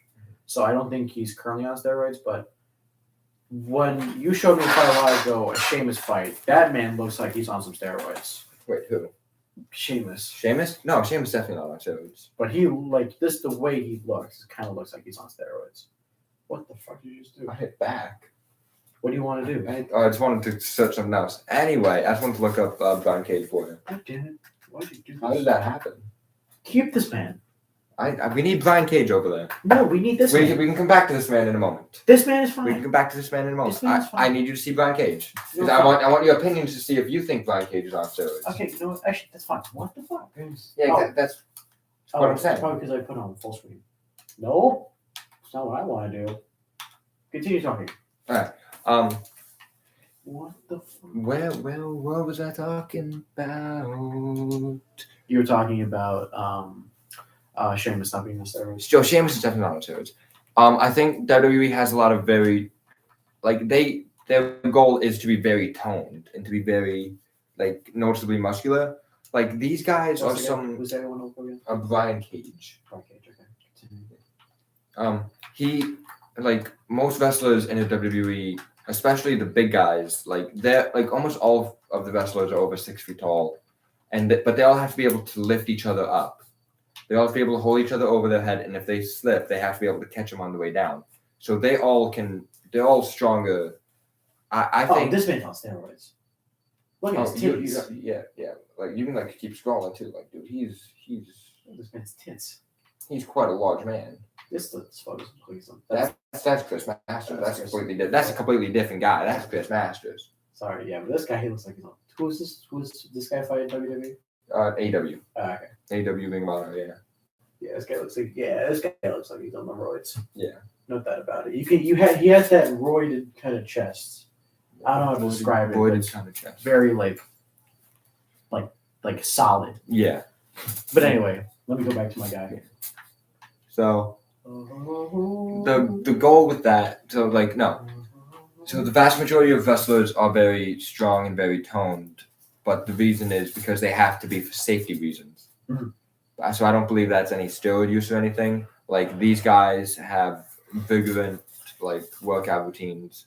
Like you can like there's one with Sheamus and Bobby Lashley. Like I had you do. Remember the one day when we were working out and we did those lunges and then wall sits? Oh yeah. That's Bobby Lashley's warm up. Holy shit. That's how he warms up. Give you context. We had a gym class a while ago, and it was we were weightlifting room. We had this routine where we do that and we do this, and those walls is probably the hardest shit I've ever done in my life. So it goes 20 lunges, 1 minute wall sit, 18 lunges, 1 minute wall sit, 16 lunges, 1 minute wall sit, 14 lunges, 1 minute wall sit, and so on until you get to the end of it. That's fucked up. And that's how he warms up. I remember surviving that for maybe 2 days. Yeah, it's definitely not an easy thing. And that's a warm up. That's fucked up. That's purely his warm up. And he was smiling and laughing the entire time because it wasn't easy for Sheamus either. But Bobby Lashley is a completely different breed. He was just laughing and just being like, he's gotta breathe out. You gotta use your stomach to breathe. And it's just, he's giving him pointers like, hey, make sure, he's just like sitting there on a wall sit in his 17th minute in the wall sit, just like, yeah, keep it up, man. You got this. Those wall sits are fucked. And then there's another guy, Austin Theory. He is jacked as fuck. Austin Theory, is that the guy that is like a huge asshole? On TV, yeah. Yeah. Like his character, he's a big asshole. Yeah, character, big asshole. Yeah. Beat John Cena at Mania, yeah. He does 100 pull-ups at one time. But the way he does it though, he does it because Sheamus does this YouTube channel where he works out with different wrestlers, and I think you'd actually love it. I should really show it to you. But yeah, so the way he does maybe 5 pull-ups, waits a few, does maybe something else for a second, and then does 5, 7, he just he does them and then I think the way they did it in the video, he did 3, then Sheamus would do 3 or 5, and then he would do 3 or 5, and it would just be, and then he would do it different ways to work out all the arms, and it's just really it's the fact I hate the fact that it's called fake because they put in so much effort and they are some of the most athletic people in the world. Mm-hmm. Put them up against I feel like they in the weightlifting room they could probably lift more than a UFC fighter. They could good amount of them. A UFC fighter doesn't need to. Exactly. And I feel maybe in a person like a football player. A football player, I think they could still lift more than a football player. Also just regular wrestlers too. Yeah. They also need to have that kind of physique. Yeah. Because it's when you're lifting, you have to be able to lift someone up. You have to be able to throw them. It's just there's so much versatility that you have to be able to have with your body, mm-hmm. and they also have to have incredible cardio and stamina. Yeah. People wrestle for an hour at a time. I remember doing wrestling, fake wrestling, and it's very tiring. Yeah. Having to get tossed around like that, and just doing this moves in general is very tiring. And yeah, and it was a lot. It wasn't even you're getting thrown onto a wooden board with a thin mat on it. Yeah, exactly. Imagine being standing up and then having to get hit like that, and then some people do a flip. Mm-hmm. You saw it earlier with Fred. You guys didn't see it, but Fred, and then Fred too. He does a flip onto a wrestling mat. It's crazy. What a deep cut. What a deep What a cut. deep cut. What a deep cut. Anyway, we gotta continue. We have to get where did we gotta get from steroids? We gotta continue. We gotta get off steroids. Yeah. Rainforest Cafe. Rainforest Cafe. Now, this is not a good transition at all. Don't get me wrong. It's But- the best transition we've had so far. I've been to 3 Rainforest Cafes in my life. Mhm. 1 in New York, 2 in New Jersey. Mhm. And the only 2 in New Jersey, actually. I think so. 1 in Atlantic City, 1 here Menlo Mall. at Menlo Mall, which is awful, by the way. It's the worst one in the It's the country. worst one in the country. There's only I think there's only 18 Rainforest cafes in the entire country. But they're spread out, which is kind of funny. And this is most definitely the worst one. I don't even have to go to other countries to know No. go to other states to know that The Yeah. best one is in Florida. I know. I believe. I Or know. Texas. Florida. It's I don't know. They have a roller coaster. What the fuck? Is it like an amusement park? I think it might actually be like a water ride. No, it's just. They just have it. Holy fuck! But Have yeah, you never seen it? Oh, I've never seen it. Oh, I've not really well. they haven't seen the video. Okay. Is There's it a lot of Eddie- stuff I got to show you today. Is it the Eddie Burback video? Yeah. I watched halfway through that. I wanted to get to the East Brunswick Mall to make sure that I wasn't crazy. Yeah. So Yeah, trust me, worst one. yeah, worst one. The best one I've been to is the one in Atlantic City. That one was pretty decent. It was very clean scenery. I will have to say though that there was a man on drugs outside talking to himself. So outside scenery, maybe not the best. Inside scenery, not too bad. I remember a little childhood memory here. As a kid, I'd be terrified of that fucking little of that frog. I'd have to be taken outside the restaurant because of how terrified I was of that frog and the noises. Yeah, so the first and only memory I have at a Rainforest Cafe, I was crying under the table because I saw a gorilla. Yeah, those shits are terrifying. Yeah. The loud Yeah. elephant noises. Yeah. Thank you for the example. Whoa. As a kid, I was just scared of mascots in general, but that fucking frog scared the shit out of me. Yeah, terrifying. I want to punch shit. I want to punch shit out of every. Please don't do sound effects. I want to punch shit out of every mascot that I see. Now, thanks to childhood trauma. We just wanted to do that. Just say, fuck. No, sorry, not fuck Rainforest Cafe. Yeah, Rainforest Cafe is a really good thing. Yeah. Yeah. But fuck the Rainforest Cafe in Menlo Mall. Yeah, fuck that one. Fuck that. Whoever owns that one should be put to jail. They need to step up their fucking game. They need to step it or get in the ring. Fight me for the TC champion. Come here. We'll have you fight. We'll have you fight him for the belt. And you're gonna lose. Oh, you'll probably lose because if you can run a restaurant that poorly, You can't. you can't fight. No. There's no way. You don't have any organization skills. You were bullied in school, and it didn't teach you anything. It was bad. I hope the worst things happen to you. Absolute worst things. I hope a worse thing happens to you. Wait, no. I hope you attempt to inject steroids into your arm, and it makes it pop. I hope that when you get put in a UFC 4 game, they make you look as shit at Jared Cannonier. Jared Cannonier is shit. Thank you for bringing this back up. I forgot that was on the list. So, those of you who have not played UFC, Wait, hold on. Before we say, Jared Cannonier, one of the top contenders for the middleweight division, has fought Israel Adesanya for the champ as a half for the belt, has lost. good guy. Good guy. Get him up. Well, let's put him up. Actually, if we do put him up, it would be a good example for what we're talking about. Yeah, good guy. Nothing against the guy. However, in UFC 4, EA, Electronic Arts, made the guy, made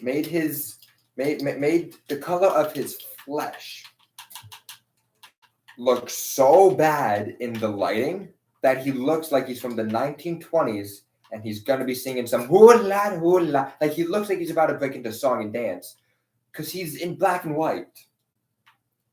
There's no color to him. He's just one shade of gray. Well, in real life, Let me show you this first. Let me show you this regular Jared Cannonier. yeah. Like as you can see, like he has dark. He has some melanin in him, but he's not gray. He's not one of the shades in the hit series 50 Shades of Grey. You know, he is a man after all. You know, he's a healthy skin color. He's a good guy. He's okay. However, EA and the way they lit everything. The way they lit the ring, the mat, the octagon, if you would. The way they lit it makes the guy look like he's a part of the original Mickey Mouse cartoon.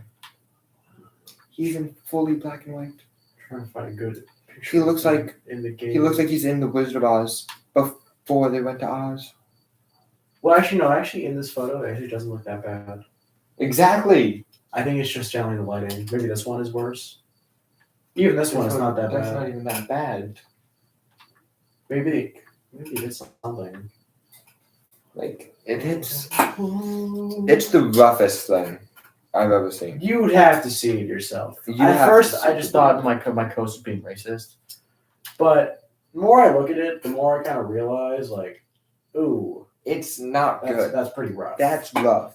Like I don't know why they would do that. Like I could tell me why, but they can't. Except for, oh, whoops, we're racist. And, you know, What racist? that's a problem. Now, But not why you think. continue. It's exactly why you think. They're racist. Now, Jared Cannonier, besides UFC 4, we like him. Oh, you're a good guy. We think he's a good guy. You Nothing know, against him. he's a great fighter. He has. Wish him nothing but the best. He's getting on his older. I challenge him for the TC championship. Come fight me, bitch. You know, fun fact about I'll kick you back to the 1920s. about Jared Cannonier. He used to be a heavyweight. Then he went down to light heavyweight. Now he's a middleweight. So Come down to welterweight. three Come down one more. weight divisions. He's lost. He's gone, which is very impressive. I'm 170. He wasn't that good in heavyweight. He was getting a little better low heavyweight. Now he's fourth ranked. I think definitely top 5 guy in middleweight right now. But we don't all know all of them are not like Jared Cannonier, right? We dislike some fighters. We dislike some fighters heavily. And I'm gonna let you start off with the first fighter you dislike. Jorge fucking Masvidal. A lot of people don't like Jorge Masvidal, and I am one of those people. I do not like Jorge Masvidal. I think that he is way too overconfident himself, and he's a veteran of the sport. Don't get me wrong; he's a veteran of the sport. He was the reason why the BMF. Him and Nick Diaz was the reason why the BMF title was made. But overall, I just think that he's not a good personality, and I think that he, encapsulates the sport poorly. And I think that he doesn't have that it factor like Conor McGregor does, or Chael Sonnen has, or just Diaz brothers has. And he tries so hard. I think that he's a very big try hard, and he just doesn't accomplish it. A lot of people think that Henry Cejudo is cringe. I think that Henry Cejudo is cringe, but in the reasons that he wants to be cringe. Jorge Masvidal, on the other hand, is cringe just by him being himself. Don't you agree? 100%. Fuck Jorge Masvidal. Fuck Jorge Masvidal. Maybe he saves kittens from trees. I don't give a shit. That's respectful. Huh? But fuck you. Yeah, maybe he's a good guy outside the octagon, but besides that, fuck him. Yeah, fuck you. I don't like him at all. And you know who else I don't like? Fuck, I don't know. Go on another one. Jessica fucking Andrade. Jessica Andrade. Just lost. Not even because she's a bad person or anything. Just because she beat Alex Grasso in a fake fighting promotion 169. 169. Coming to TC very soon. Coming to TC very soon. The TC party, babe. Fuck Jessica Andrade. Jessica Andrade just lost to Zhao Yanan. I think that's how you pronounce her name. In the first round, which is very exciting because now Zhao Yanan and Zhang Weili will have a big fight in China, which is very exciting to see UFC go to China. Actually, you know what? I thought of one, a UFC fighter that I do not like, Tyron Woodley. I think that Tyron Woodley is a good fighter. Don't get me wrong. I think that for a while he was a potential GOAT of the welterweight division, but he just stepped all over his career, stepped all over it. And I think the final nail in the coffin was Jake Paul fight. I think that he wasn't, and then also his personality. He has he makes music. I did not want to know that. I think his only song is called "Beat That Ass." I think that's his only song that's out.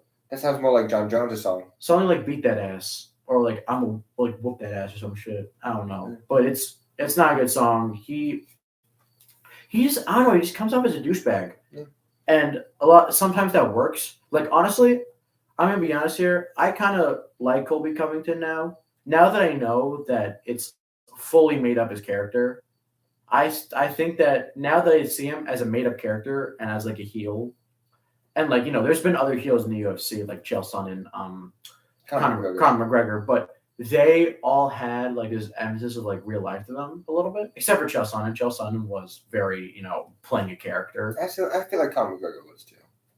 I mean, I guess, but the way he look at how he is now. The way he also did actual stuff outside of the octagon, like throw like when you throw something at a bus, that's not like, oh, I'm just doing it because I'm a heel. That's nothing to do because like you have anger problems. No. And like you go to you get community service for that shit. Yeah. That's not a heel. That's some fucked up shit. Yeah.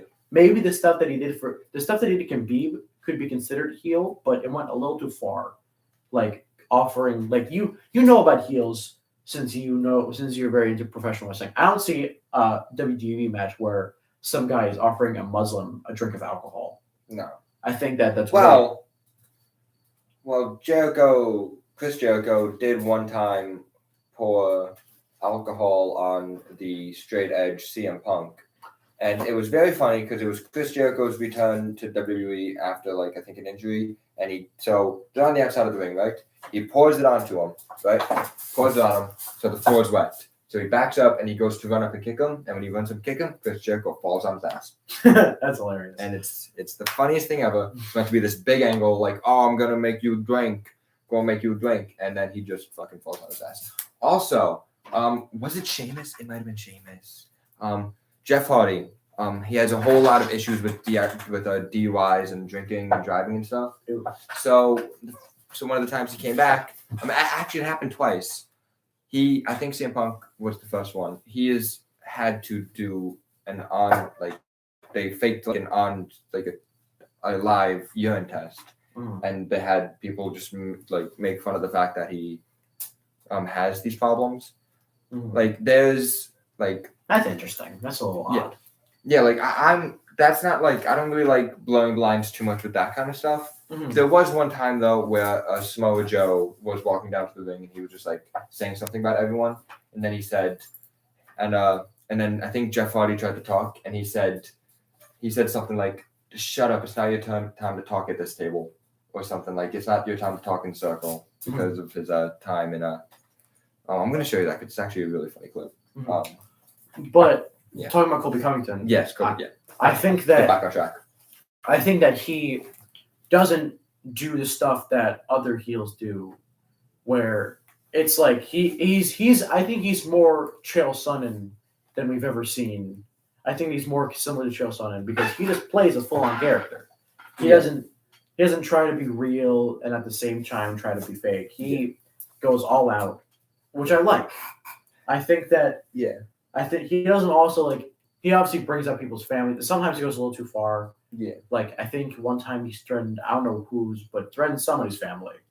Or not family, threatened somebody to murder them. Oh. Maybe it was either Justin Gaethje or Dustin Poirier. I do not know. I do not quote me on that. I hope it was in the ring at least that he. I think it was on Twitter. Oh, but it was implying that he was gonna do it in the ring. I do not know. But it says something about actually wanting to. To be fair, that doesn't really help it either way. Yeah. I mean, if you're saying I'm going to murder you, that kind of makes sense. But I don't think it was in that context. That's why I'm talking about it. Yeah. But overall, I think that he plays into his character well, which is why I don't dislike him. I used to because I didn't understand his character fully now. But now looking more into him, I think that he's not that bad, and he's also a good fighter too. So it's not like he does this and can't back it up. Yeah. Like he does it and then he backs it up, even though his most recent fights have been losses. Which, by the way, I'm sorry to go off. I'm going to go off topic real quick here because we're dragging on. Yeah, you're fine. Don't worry. But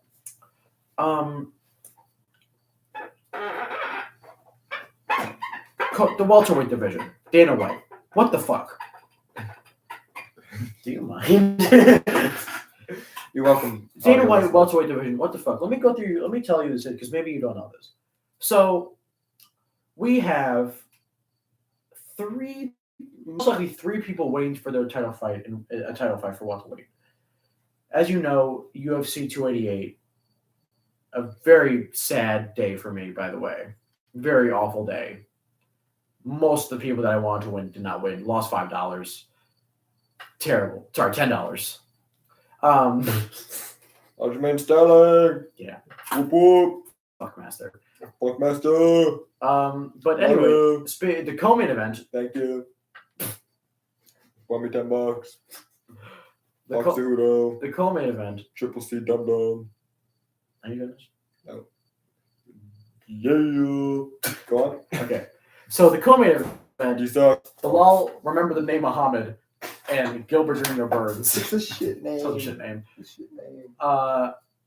They were fighting. They're two very high-ranked opponents, and Bilal Muhammad won.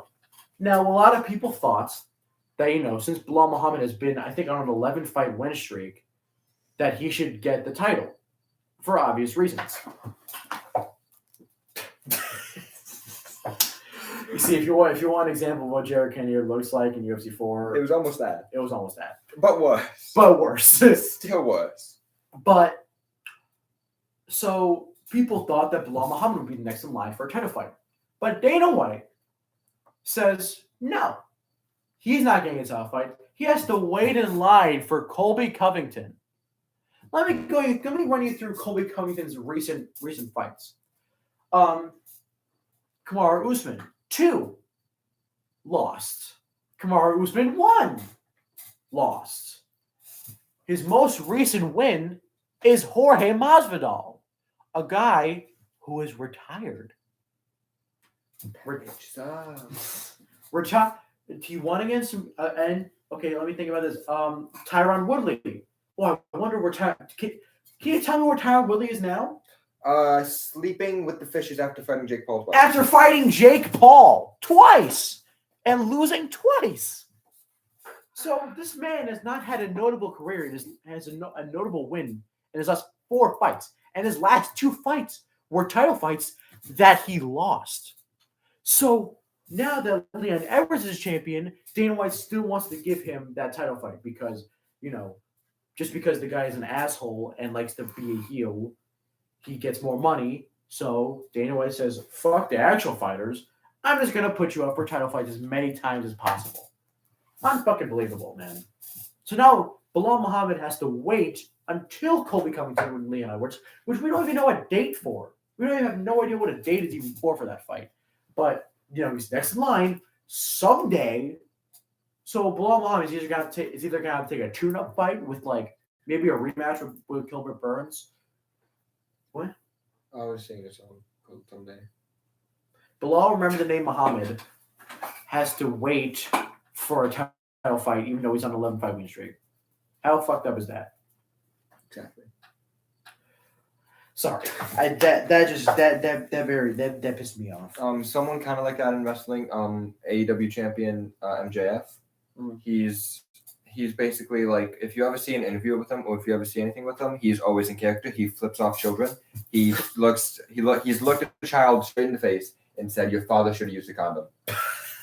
So yeah, he's one of those guys who just, because back in the day, wrestling used to be like kayfabe, which is something for like what on screen is who they really are. So like the Undertaker is really a dead man. Yeah. So like he's very much like he is his character outside of it. But like nowadays you can see the wrestlers like Roman Reigns, like big bad guy, can just appear on Jimmy Fallon. Because like we know wrestling, they're doing characters, so they're like, okay, we're gonna have the actor Roman Reigns. We're not gonna have him in character there. We're gonna have like the guy himself, Joe, be on there. But MJF, he's just always MJF. Yeah. So And also Kobe Covington, maybe not every time there's a camera on him though, he acts like an asshole. But in private, he's a very respectful guy. He's a very nice man. He, I think, most recent fight, one of the fighters who moved from Africa who moved from Africa to the United States to get in the UFC, to fight in the UFC. No, he didn't have to move from Africa, but he just wanted to be close to a better gym in the United States, and he trained at the same place, Kobe Covington, and he had to live in the place because he didn't have a lot of money until this last fight, which he won. And Kobe Covington would give him free meals, and he would let him stay in the gym. So Kobe Covington is a nice guy in private, but every time there's a camera on him, he acts like an asshole. So yeah, heels. Okay, I'd like to end the podcast off with predictions for UFC 288. We're only doing the main card because the card 289. Huh? 289. Sorry, 289. Yeah. We're only doing the main card because, to be honest, the rest of the card sucks. And even the main card, there's like 2 fights on the main card that are decent. So let's start off with the bottom of the main card, which is Mark Andrade Barrelot versus Eric Anders, a middleweight bout. Yeah, I'm gonna pick Eric Anders because he's what's his record? 15-7. That's a great record. Put him on. What do you have? Do you want to know what the other guy's record is? What? 15-6. I'm going with the other guy. Do you want to read the names since you're better at reading names? Yeah, sure. All right.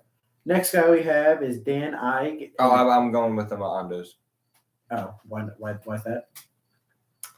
He has a Y in his first name. That's right. And tell me why.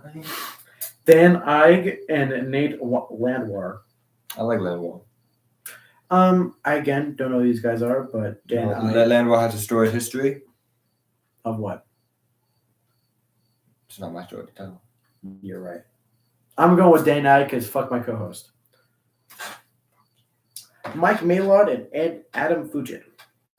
I'm gonna I actually know one of these fighters. Okay. Mike Maylard. So let's say our prediction on 3. 1, 2, 3. Mike Fujin. Maylard. God damn it! you. Fuck you. Okay, and now the co-main event. Co-main event. The people that we actually know about. Yeah. I have Charles Oliveira. Charles Oliveira, of course. Who's he fighting? Bernal Dariush. Ah, fuck Dariush. He's on a very big win streak though. He's. I will play devil advocate here. Let's say that. A devil in my household, you motherfucker. Get the fuck out of there. Go on. Let's play devil's advocate here. Bernal Dariush is very well on the ground, so Charles Oliveira can't do his regular jiu-jitsu thing where he gets him on the ground and submits him. Also, Bernal Dariush is pretty good on his feet. So Charles Oliveira is also good on his feet. So it's also they're very much equals in the fight. What makes you think that Charles Oliveira has an advantage over Bernal Dariush? Because he's Charles Oliveira. You're damn right. And finally, Amanda Nunes and Irene Aldana. I don't even know who Irene Aldana is. She wasn't meant to be in the fight. She wasn't meant. It was supposed to be Julia Pena, right? Yeah. This is right. Juliana Pena. Yeah. What I do? I just said a name. Is it women's bantamweight or featherweight that does have no fighters in it? Featherweight. Okay, never mind. Because I was about to say this is important because it says featherweight, but it's not important because of that. Yeah. So what I understand about this fight, It's bantamweight, so it does have merit. Yeah. So what I think about this card, I think that Dan hates Canada because actually, Chris Curtis is on the prelims. Chris Curtis trains with guess who? Aljamain Sterling. Funk Master. Whoop, whoop, whoop. So yeah, that's kind of fun, I guess, and that's the only guy I know from here. Yeah. And that's it. Yeah. So what I infer from UFC 289, Dana White hates Canada. He hates Canada. And that's where we're gonna end the podcast. I'll see all you lovely people later. I've been your host, Sylvia Perzello, with my co-host. Been your host, the TC champion, the undisputed, forever inaugural TC champion, Matthew Jackson, aka Percy Matt. Last words from our player, from our host. I love thick women. Actually, you I know can't what? take it. Before we start this, I gotta go take a shit. So you start this up. I'm gonna go take a shit. I think this is proven to work.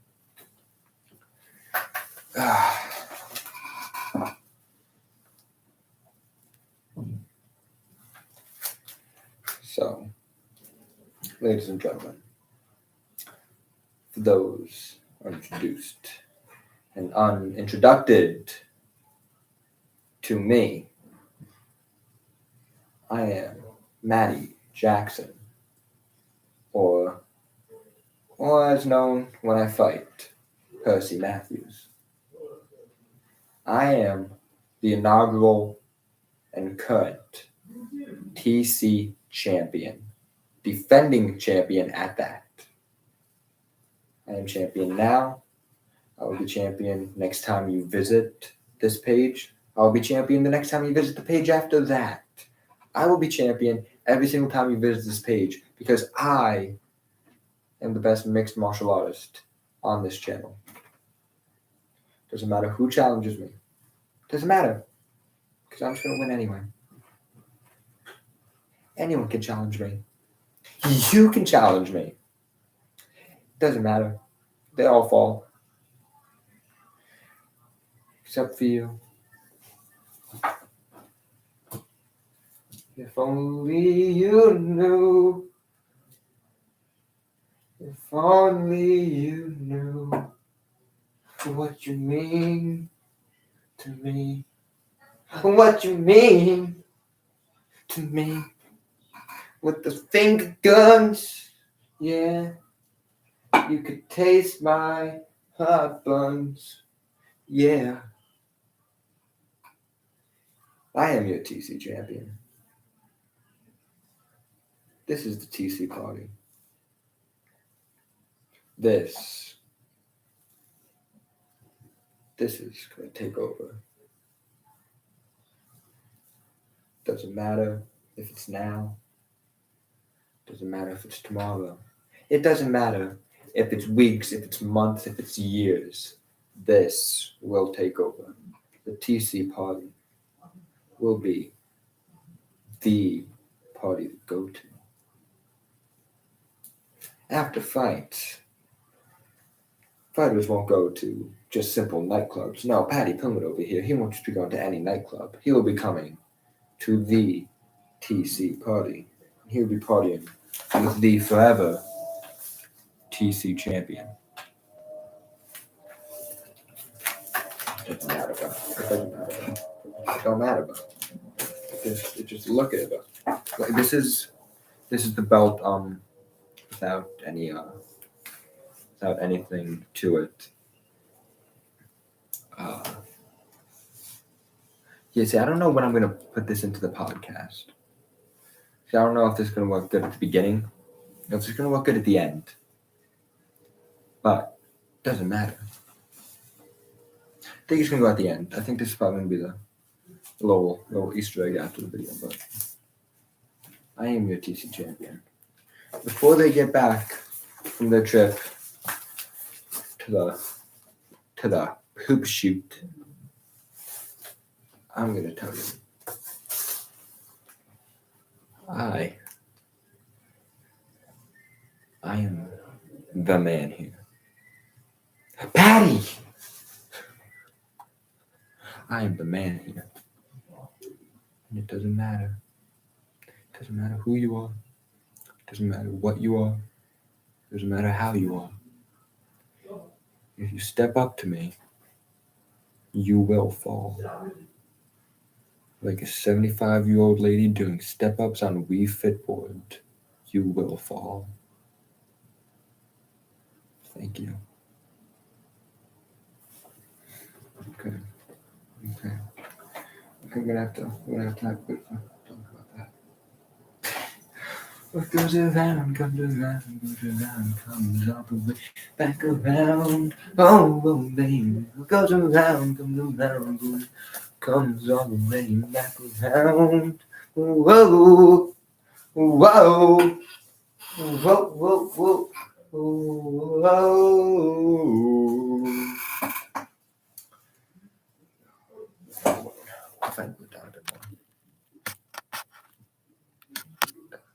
Okay, that might be a bit too far now. Be a bit too far. No. That actually wasn't too far of an angle down. Okay.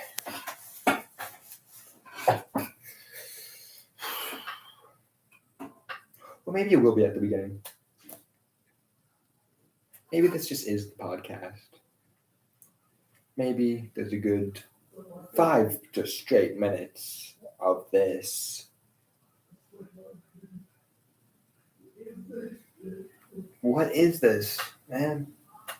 Why am I still here? We're just waiting.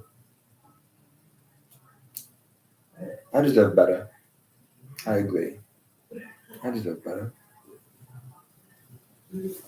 As your TC champ, I 110% deserve better than this.